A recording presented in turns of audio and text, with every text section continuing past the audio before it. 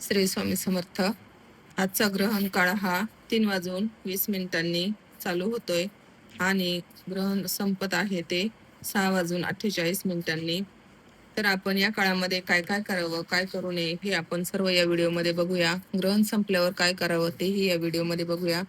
चला तर मग व्हिडिओला सुरुवात करूया. तर ग्रहण चालू झाल्यावर आपण प्रथम आंघोळ करायची आहे. आंघोळ करून झाल्यावर आपण देवाऱ्यासमोर बसायचंय. एक आसन टाकून बसायचंय आणि आपल्या नित्यसेवा ग्रंथामध्ये, दिंडोरी प्रणीत नित्यसेवा ग्रंथामध्ये जे काही मंत्र स्तोत्र आहेत ते आपण सर्व उजळून काढायचे. म्हणजेच हे आपले मंत्र स्तोत्र जे आहेत ते सिद्ध होतात. आणि आपण या काळामध्ये म्हणजे जवळजवळ हा 3 तासाचा काळ आहे बघा. या काळामध्ये आपण सारामृत, स्वामीचरित्र सारामृत या ग्रंथाचं पारायण करू शकतो. 1 तास लागतो त्याला, पाऊण तासातही होतं फास्ट केलं तर. नंतर आपण मल्हारी सप्तशती या ग्रंथाचंही पारायण करू शकतो. आपल्या नित्यसेवा ग्रंथामध्ये जे अवतरणिका आहेत बघा, स्वामीचरित्र अवतरणिका, गुरुचरित्र अवतरणिका, नवनाथांची नाहीये, पण ज्या बाकीच्या आहेत त्या अवतरणिका घेऊ शकतो आपण. बाकीचे जे काही मंत्र स्तोत्र आहेत ते घ्यायचे. त्यानंतर आपण हे सर्व करायचंय. ग्रहण काळामध्ये आपण दान धर्मही करू शकतो. तर आता आपण म्हणालो की आम्ही घरीचे, आम्ही दान कसं करायचं? तर दान असं करायचंय बघा, जर आपल्याला गाईला दान द्यायचंय तर आपण जे काही आपण दान देणार आहोत, म्हणजे 50 रुपये, 100 रुपये या स्वरूपात, किंवा अजून तुम्हाला जसं यथाशक्ती दान द्यायचंय तेवढे पैसे तुम्ही बाजूला काढून ठेवायचे. आता तुम्ही समजा पक्ष्यांना दान देणार आहेत, त्याचे पैसे तुम्ही बाजूला काढून ठेवायचे. तुम्ही अन्नदान करणार आहे, त्याचे पैसे तुम्ही बाजूला काढून ठेवायचे. संकल्प करायचा आहे की आम्ही हे अशा अशा याच्यासाठी एवढं एवढं दान काढलेलं आहे आणि आम्ही हे ग्रहण संपल्यावर हे आम्ही दान नंतर करणार आहोत. म्हणजे तुम्हाला ते दान केल्याचं फळ त्याच वेळेस मिळून जातं. आणि आता आपलं समजा ग्रहण काळामध्ये आपण ही सर्व सेवा केली, तर यानंतर काय करायचं? जेव्हा ग्रहण संपतं, काहीतरी 6:48 ग्रहण मोक्ष आहे बघा, संपतं ग्रहण यावेळेस. तर परत आपण त्यावेळेसही आंघोळ करायची आहे.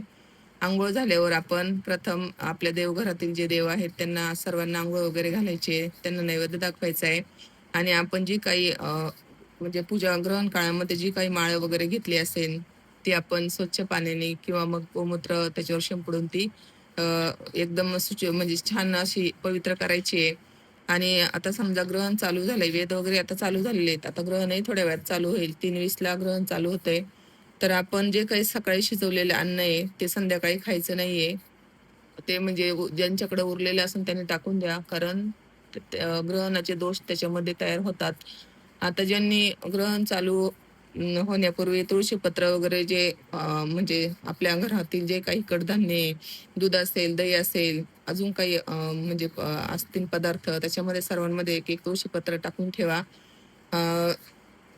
तुळशीपत्र टाकल्याने काय होतं, तर जे काही ग्रहणाचे दोष आहेत ते त्याला बाधत नाहीत, लागत नाहीत. तर ग्रहण काळामध्ये अजून काय करायचंय तर आपण आपल्या घराच्या आजूबाजूला नदी असेल किंवा समुद्र असेल, तलाव असेल, यामध्ये आपण स्नान करू शकतो.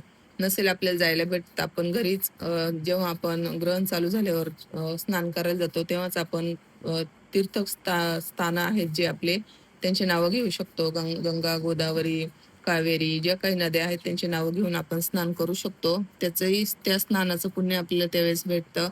आणि ग्रहण संपल्यावरही आपल्याला स्नान करायचंय. जे काही आपले कपडे असतील अंगावर ते लगेच आपण पाण्यात घालून म्हणजे काढून टाका, तसेच ठेवायचे नाहीत ते, कारण ग्रहणाचा दोष त्याला लागलेला असतो. कपडे धुतले नाही तरी चालतील, फक्त पाण्यातून काढून टाका. आता हे झालं ग्रहणाविषयी. तर ग्रहणामध्ये काय काय करायचंय, आता जे गर्भवती माता असतील त्यांनी काय करायचंय, तर तुम्ही पाणी वगैरे पिऊ शकता तुळशीपत्र टाकून.